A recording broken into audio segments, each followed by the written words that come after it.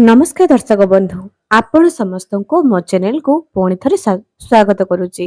दर्शक बंधु कौन आपण मैंने निज बापा घर यही सब जिनस आणुचंती कि जदि आणुचंती यह आपणकर भाग्य रे बहुत बड़ खराब हवा को जाउची। आज्ञा हाँ दर्शक बंधु केबे भी गोटे विवाहिता महिला तार बापा घर यही तीनोटी जिनिस को केबे भी आणंतु नाही। एहा द्वारा कौन होइथाए स्वामींकर अमंगल होइथाए। हाँ आज्ञा आपण मैंने हुए तो यही जिनसटी को विश्वास करि पारु नाहंती। कहा जाउची प्राचीन पुरातन कालरू आमर बड़ लोक माने एही नियमटी को मानि आसीचंती। एहार पछरे भी पौराणिक मत मध्य अछि। पौराणिकर एतिकी सम्मान भी दिया जायछि एही कथा को जे काहेकि गोटे विवाहिता महिला तार बापा घरो एही तीनोटी जिनिस को सासू घर को नै करी आसी न थाए। एबे दर्शक बंधु जेतेबेले गोटे झियो बापा घर सासू घर को विदाय समय रे आसी थाए, झियो हेउची घरर लक्ष्मी। घरर लक्ष्मी को आमे आउ जनक हाथ को दे दूचे। एमिति झियो को जेतेबेले विदा करा जाए बहुत सारा जिनिस दिया जाइथे। कोन आपण जानिचंती कि दर्शक बंधु जेतेबेले भी आपण झियो को विदा करूचंती प्रथम थर पई झियो को विदाय करिबा समय रे गोटे दीप तुलसी चौरा मूले लगाई करी ताकू जीवाको दियंतु। अर्थात झियर हाथ रे गोटाए दीप तुलसी मूलरे लगाई करी छाड़ंतु। एहा द्वारा कौन होइथाए बापा घरो केबे भी लक्ष्मी छाड़ी जाई न थाए। एवं द्वितीय कथा जेतेबेले झियोटी सासू घर को जाइथाए पुणी थरे मां वृंदावती पाखरे जेतेबेले प्रवेश करा जाए सही समय रे गोटे तुलसी मूलरे दीपटी ताकू लगाइबा पई कहंतु। एहा द्वारा कौन होइथाए एहा द्वारा घर को लक्ष्मीकर आगमन होइथाए।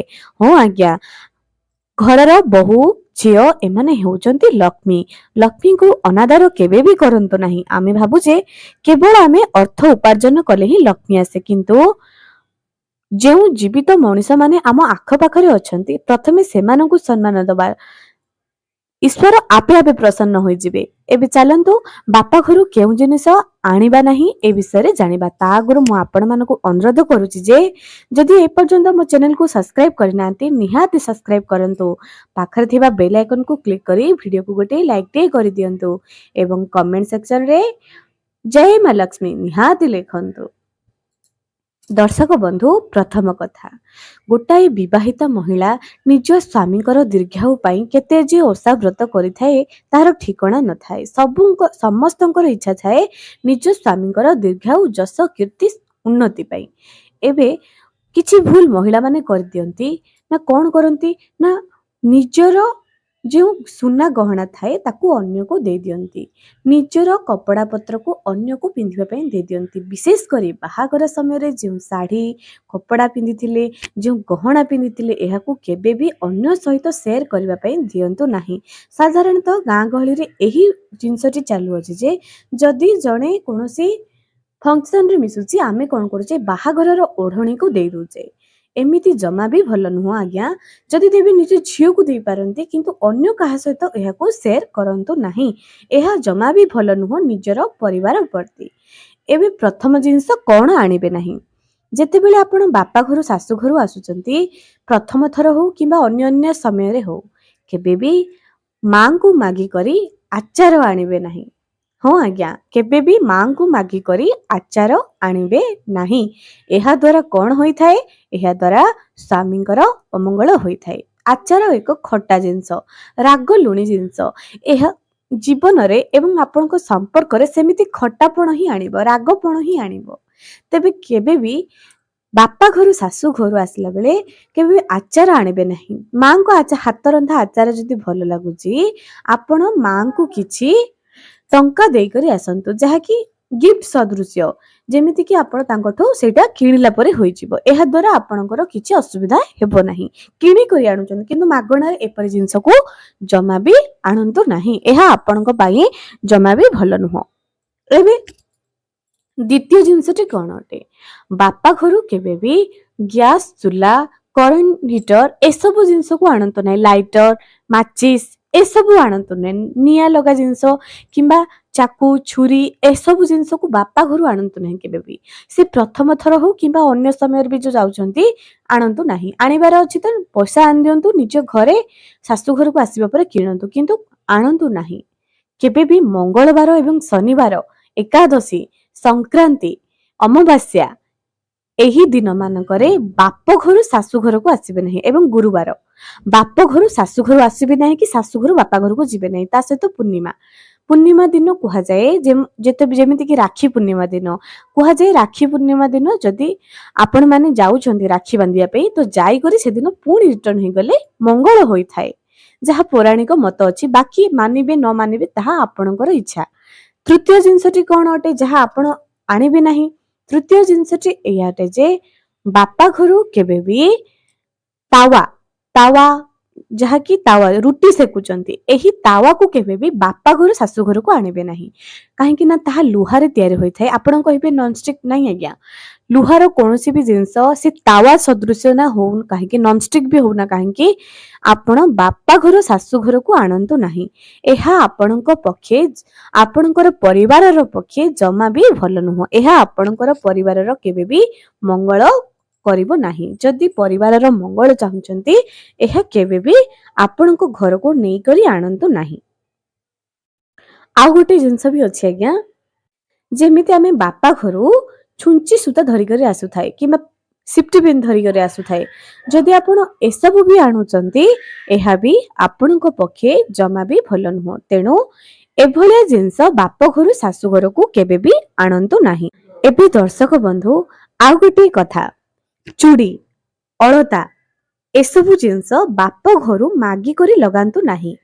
କହିବାର ତାତ୍ପର୍ଯ୍ୟ, ରୁହନ୍ତୁ, ବାପା ଘରେ ସମସ୍ତେ ଆମକୁ ଗିଫ୍ଟ ହିସାବରେ ଦିଅନ୍ତି, ମତେ ବି ଦଉଛନ୍ତି, ସମସ୍ତଙ୍କୁ ବି ଦଉଛନ୍ତି, କିନ୍ତୁ ଏହାକୁ କାହିଁକି ଲଗାଇବାର କଥା ନୁହେଁ। କାହାକୁ ମାଗି କରି, ଯେମିତି କେହି ଜଣେ ପୂଜା କଲା ଆପଣଙ୍କୁ ଗିଫ୍ଟ ହିସାବରେ ଦେଲା, ତାହାକୁ ଲଗାଇବେ। ଏବେ ବାପା ଘରୁ କାହିଁକି ଏସବୁ ଜିନିଷ ନିଜେ ଆଣିକରି ଲଗାଇବେ ନାହିଁ?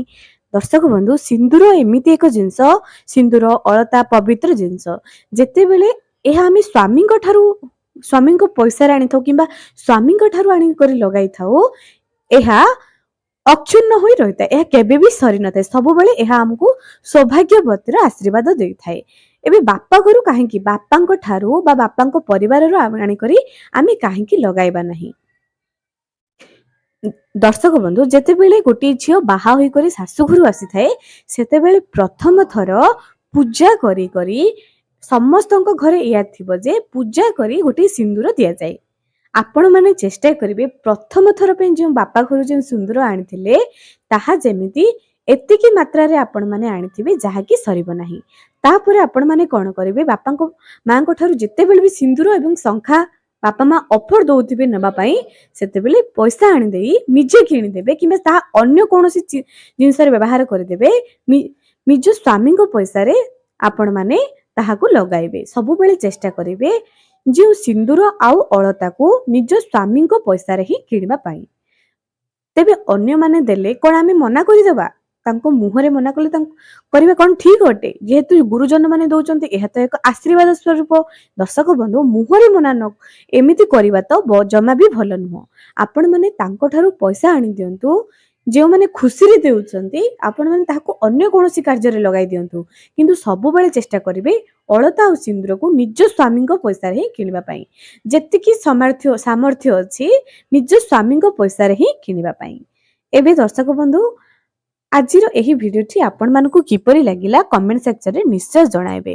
ତା ସହିତ ବିବାହିତା ମହିଳା ମାନେ କେବେ ବି ନିଜ ସ୍ୱାମୀଙ୍କର ମଙ୍ଗଳ ସକାଶ ଚାହୁଁଥିଲେ ସବୁବେଳେ ମା ପାର୍ବତୀଙ୍କର ସିନ୍ଦୁରକୁ ନିଜର ସିନ୍ଦୁର ଡବାରେ ରଖିକରି ମିଶାଇ କରି ଏହାକୁ ପ୍ରତିଦିନ ଲଗାନ୍ତୁ। ଏହା ଦ୍ୱାରା କଣ ହୋଇଥାଏ, ସ୍ୱାମୀଙ୍କର ଦୀର୍ଘାୟୁ ହୋଇଥାନ୍ତି, ଆୟୁଷ ବଢିଥାଏ ଏବଂ ସ୍ୱାମୀଙ୍କର ମଙ୍ଗଳ ହୋଇଥାଏ। ତା ସହିତ ସବୁବେଳେ ଠାକୁରଙ୍କର ଯେଉଁ ଫୁଲ ଆପଣ ମାନେ ଲଗାଉଛନ୍ତି, ସେଥିରୁ ଧଳା କିମ୍ବା ହଳଦିଆର କୌଣସି ଏକ ଫୁଲ ପ୍ରତିଦିନ ସ୍ୱାମୀ କାମକୁ ଯିବା ସମୟରେ ଗୋଟାଏ ଫୁଲ ତାଙ୍କ ପର୍ସ କିମ୍ବା ପକେଟରେ ରଖିକରି ଦିଅନ୍ତୁ। ପ୍ରତ୍ୟେକ ଦିନ ଏମିତି କରନ୍ତୁ। ତା ପରଦିନ ସେହି ଫୁଲକୁ କାଢି କରି ଗଛ ମୂଳେ ପକାଇ ଦିଅନ୍ତୁ। ଏମିତି କରିବା ଦ୍ୱାରା କଣ ହୋଇଥାଏ, ସ୍ୱାମୀଙ୍କର ଚାକିରି କ୍ଷେତ୍ରରେ ଉନ୍ନତି ହୋଇଥାଏ, ସ୍ୱାମୀଙ୍କର କେବେ ବି ଖରାପ ହୋଇନଥାଏ, ସବୁବେଳେ ମଙ୍ଗଳ ହୋଇଥାଏ। ଯେତେବେଳେ ସେହି ଜିନିଷଟି ସ୍ୱାମୀଙ୍କ ପାଖରେ ଥାଏ, ଯେତେ ବି ଅସୁବିଧାକୁ ପ୍ରଭୁଙ୍କ ଦୟାରେ କଟି ଯାଇଥାଏ। ମାନିଲେ ଈଶ୍ୱର, ନ ମାନିଲେ ପଥର। ଏହା ଆପଣଙ୍କ ଉପରେ ନିର୍ଭର କରେ। ଏବେ ଦର୍ଶକ ବନ୍ଧୁ ଆଜିର ଭିଡିଓଟି କିପରି ଲାଗିଲା କମେଣ୍ଟ ସେକ୍ସନରେ ନିଶ୍ଚୟ ଜଣାଇବେ। ଆଜି ପାଇଁ ରହିଲି, ପୁଣି ଦେଖା ହେବ ଆଗାମୀ ଏକ ସୁନ୍ଦର ଭିଡିଓରେ।